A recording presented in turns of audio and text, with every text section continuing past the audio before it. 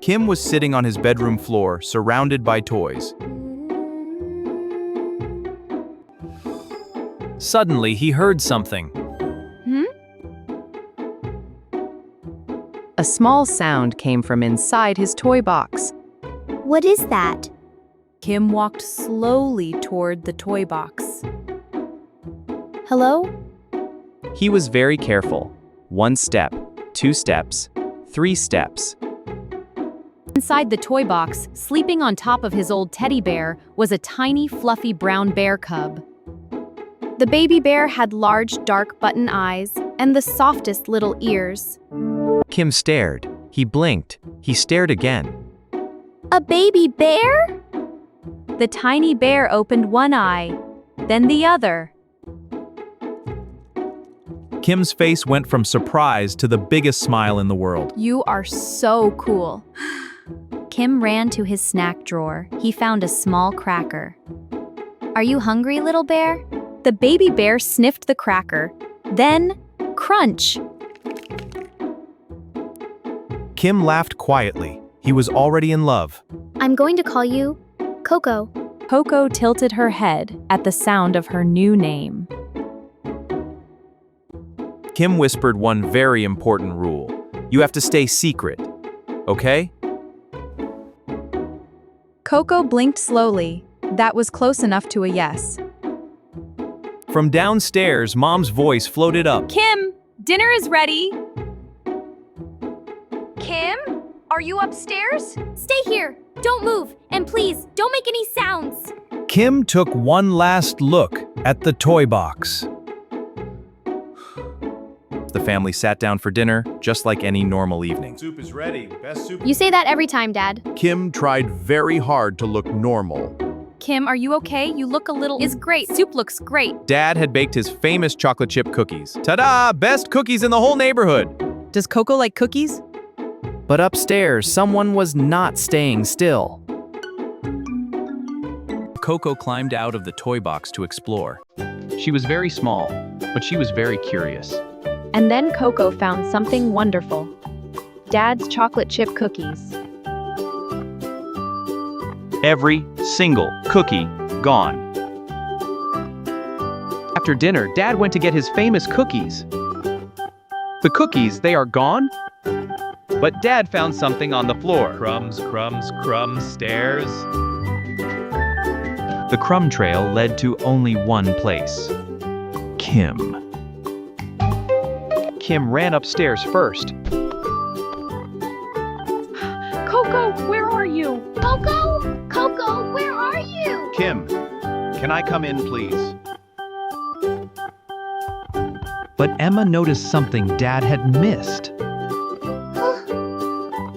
Kim, did you eat my cookies? What cookies? I don't know any cookies. I was just sleeping. Dad looked around the room very carefully. Under the bed, in the shadows, Coco held perfectly still. She looked exactly like a toy bear. Kim, those cookies took me 2 hours to bake. I promise I'd not eat your cookies. Full truth, he had not eaten the cookies. Emma said nothing, but Emma had already figured it out. No proof, but I know it was someone. And then Emma walked toward Kim's door. Kim, what is in your toy box? What? Nothing. Just toys. Normal toys. Emma, this is my room, and my toy box is private property. I saw the paw print, Kim. Her name is Coco. Emma opened the toy box. She was under the bed. She hides. Coco? And there was Coco, looking right at Emma. Hello, Coco. Coco sniffed Emma's hand. And then she decided Emma was safe. Emma did what she always did when something needed comforting.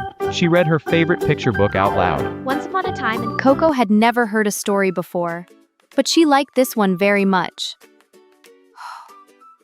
Coco fell asleep on Emma's favorite book, and Emma didn't mind at all. That was how Mom and Dad found them. Is that a bear? Yes, it is. She's real. Her name is Coco. Hello, Coco. Even Mom, the calm one, the practical one, could not resist. She's so small.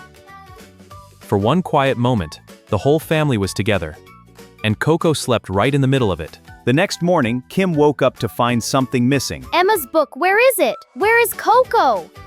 Coco, are you in here? Coco was not in the toy box. Not under the bed. Under the bed. She was not anywhere in the room. Have you seen Coco? And Emma's book is gone too. Good morning, Kim. Sit down, have breakfast. I know where Coco is. Emma, where is Coco? The living room. I heard something early this morning. I put her there. Why didn't you say so? You didn't ask yet. And there was Coco, sitting alone in the living room, with Emma's book open in front of her. She's reading. She's reading Emma's book. I know. Coco picked up the book, and she gave it back. Coming next, Dad must make a very big decision about Coco. Thank you, Coco. There was a small paw print on the cover. Emma didn't mind at all. Dad looked at Mom. Mom looked at Dad.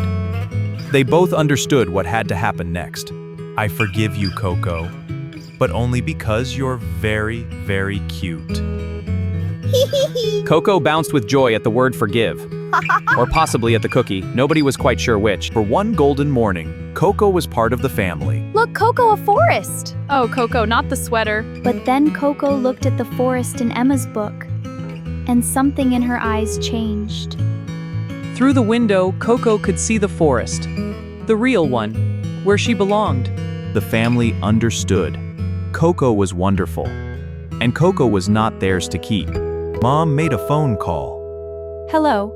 We have found a small bear cub. She is safe. Can someone come? Kim sat with Coco. He did not say anything funny. He did not try any tricks. He just sat with her. That is your forest, Coco. That is where you belong. Emma showed Coco the difference between the picture and the real thing. I packed you some snacks. For the road, everyone deserves snacks. Dad packed Coco a little basket of food for her journey. The forest ranger arrived quickly. Hello. I heard you found a little one? Yes, please come in. The forest ranger was very gentle. Hello there, little one. It's okay. I know where your home is. Coco liked the ranger immediately. She showed this by trying to live inside her pocket. Coco booped the ranger's nose. That was how Coco said, "I trust you." This is for you, Coco, so you can always find the forest. Emma gave very favorite one. Coco held the book against her heart. She did not have words, but she did not need them. The whole family walked outside together. And then it was time. Next, the moment that will stay with this family forever. Don't go anywhere. The ranger set Coco down at the edge of the forest. Coco looked at the trees ahead, then she turned around. She looked at each of them, One by one. the way you look at something you want to remember. Bye, Coco. Kim waved bravely. That was the bravest thing Kim had ever done. Goodbye, Coco. Be safe. Emma waved and smiled, because she knew this was a good goodbye. Goodbye, Coco. You are the best cookie thief I have ever met. Take her, Zach. Goodbye, the way Dad said everything with his whole heart. Coco raised one small paw and waved. Coco walked into the forest, where she belonged. She looked back one last time. Then she was gone. The family stood together and looked at the forest and did not say anything there is to say. Kim held Emma's hand. He didn't say anything funny. He just held her hand. Worth it. Dad touched his empty pocket and smiled. In the picture, there was a forest. And in the forest, there was Coco. Back at the house, everything was the same. And also, a little different. Emma sat down at the kitchen table and drew Coco a new story. Kim sat in his doorway and looked at the toy box. Empty now, but not really. Dad baked another batch of cookies. A family this good deserves cookies. They had cookies together, And I put my drawing in the middle. so Coco could be there too. It's perfect. That evening, the forest looked very beautiful. I hope she's reading the book. Kim stood at the window for a long time, looking at the forest. Emma came to stand beside him. She held up her drawing. Kim looked at it, and then he smiled.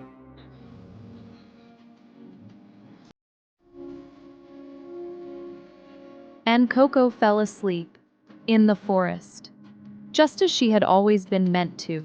That night, the house was warm, and the forest was home, and everyone was exactly where they belonged. Good night, Coco. Kim kept one cookie crumb, just to remember. Emma finished her drawing. Everyone was in it, even the cookies. Good day. Yes, a very good day. Mom and Dad sat together in the quiet and agreed. The next morning, Kim checked the toy box. Just toys. Of course. Still the best toy box in the world. Life went back to normal. Almost. Because now, on the wall, there was Coco.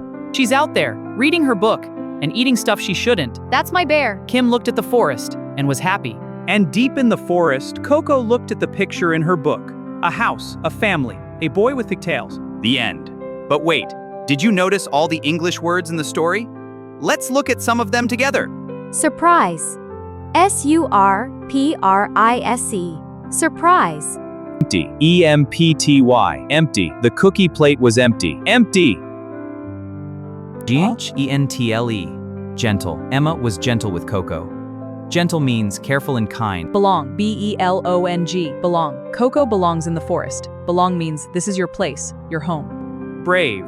B-R-A-V. Brave. Kim was very brave when he said goodbye. Brave means, let's practice. Don't move. Gentle means careful and kind. Can you say these sentences? Try it out loud.